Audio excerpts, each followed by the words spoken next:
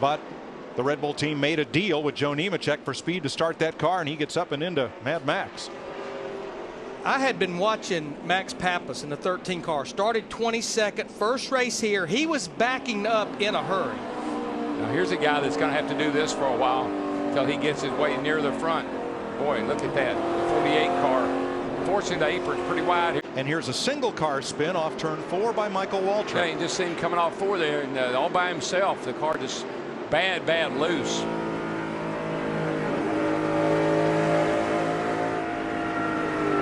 Boy, I mean, that's just... Right outside, just hang on, buddy. Good news, Darrell. Just too many cars for the amount of track we have to race on. And the 07's down on the apron. He comes up and gets into the side of Brian Vickers in the 83. Oh, hard lick for the 07. Here comes Hamlin. He saves it. Boy, how did Strimmy get through there in the 12? I don't know, but he did. Starship. Tell you what, Vickers did a good job of saving that 83 car. Yeah, he did. And 31 gets through there. Jeff Burton, untouched. Boy, David Strimmy in that 12 just squeaked by too. Let's ride with David Ragan through this one.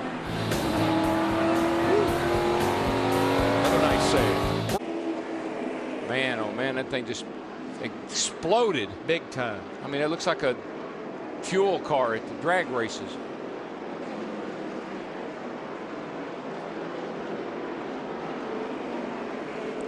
Darrell, you've got to wonder if that spin earlier, if that engine stopping, counter rotation, whatever, might have stressed components to where this happens down the road. Yes, no? It very well could have, Mike. Certainly anytime you turn a car around and turn the engine backwards, or over rev the engine. But see how the flame is staying out of the cockpit? Yep. It's not going up in the car with Michael. It's all behind.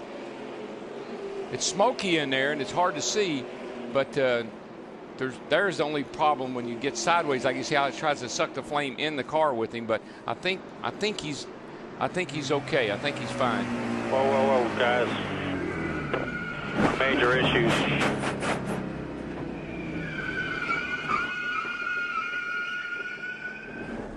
We are detonated big time. The best news of the 5. Let's look what happened to Sam Hornick. Yeah, he's just up too high. That's just real dirty up there. A lot of trash. He stays in the throttle. Now he's locked it down.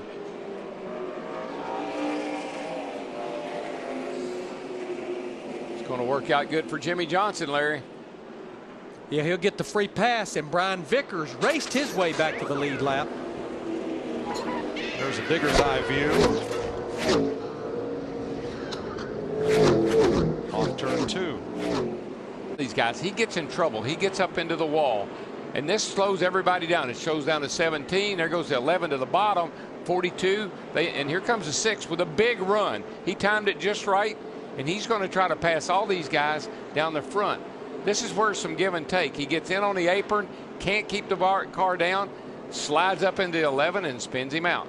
You can't get in there on that apron like that without, you need the whole racetrack, because it's going to go up the hill. Yeah, he was turning the wheel to the left, but the car was going up the hill to the right.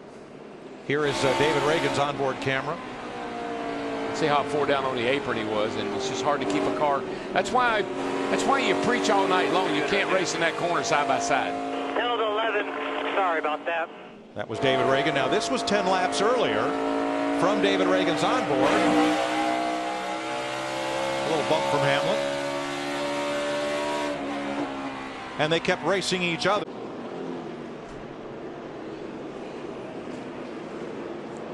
Drove in the back of it. It's like he got, but I think he got bottled up behind the 48 car. Larry, it's a timing thing. He just timed it wrong. He had to get on the brakes right here to keep running into the 48, which he still bumped him. And here comes Montoya. Montoya was going to try to slip by underneath him. Couldn't do it. A lot of damage to the back of David Ragan's car. This is from Jimmie Johnson. See, he gets in there, bumps Jimmy a couple of times, and Montoya was 1 lap ago. And there's the 6. Yeah. Car was just a mess from that spin earlier. And that could have cut down the tire that prompted that. Boy, he got into the no. side of poor Marcos Ambrose in the 47. Max Pappas just barely slides by in that 13. Well, neither of those cars, but nobody hit them. Yep. Watch for the Blue Dews coming into picture and getting a little bit into the wall right there. Yeah, a little bit too high, and just loses it off turn 4 there. And man, all that smoke. Now where do you go? Can you see anything? No. Watch Jimmy Johnson just turn it back. Allmendinger. Nice job. Harvick. I don't know how his teammate Sam Hornish missed it. When he put up that big cloud of smoke, I mean, look at this. Where'd he go? Where is he? He's in the middle of the track. Good job. Larry, you talked at the top of the day about how behind Logano on the outside in that BB&T car. Hard lick there. Then he comes off a 2 back here, and something happens to the car. Let's see. There he is. There he is. Oh, Allmendinger.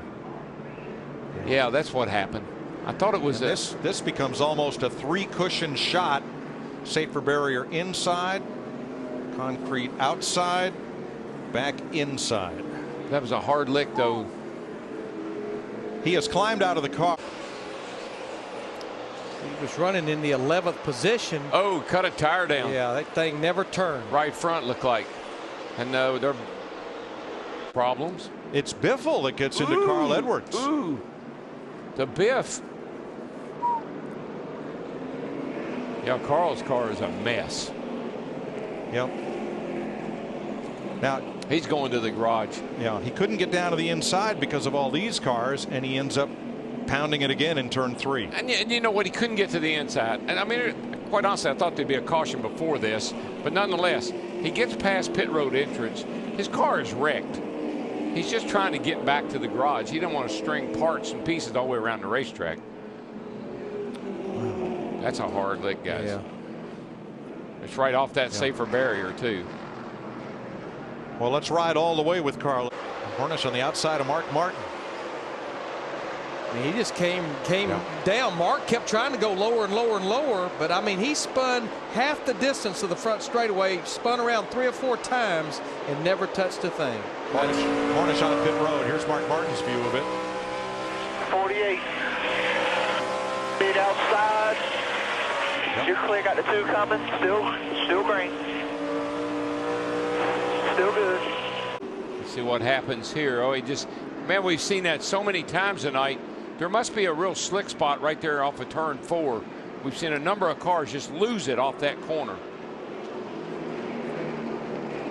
We'll see several cars just barely squeak by. Heck, Kevin Harvick in that 29. I know back in the old days before they repaved it, every now and then you'd get up there and hit where they hadn't mowed the grass. Keselowski right behind him, but no contact.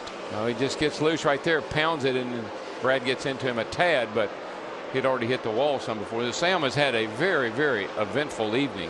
He is going to the garage after that and that.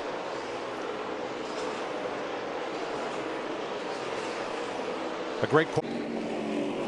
Oh, you see Vickers? I think something happened to his car, and he went up the hill and got into McMurray. Nowhere for Jamie to go in that 26. No. I've been seeing smoke and fire coming out of that car, and I think he had a tire going down slowly. And if it wasn't for bad luck, Jamie Mack would just have no luck at all. And I mean, they had overcome so much. It's like a crunched up Mountain Dew can tonight. Still out there. Still there. Still outside there. Where we made contact. Outside. Stay low. Hold the brake there. Hold the brake. Hold the brake there. Get ready to let it roll. Let it roll. It's like he was trying to stay off that 43 car, and when he yanked the wheel, it just came around with him.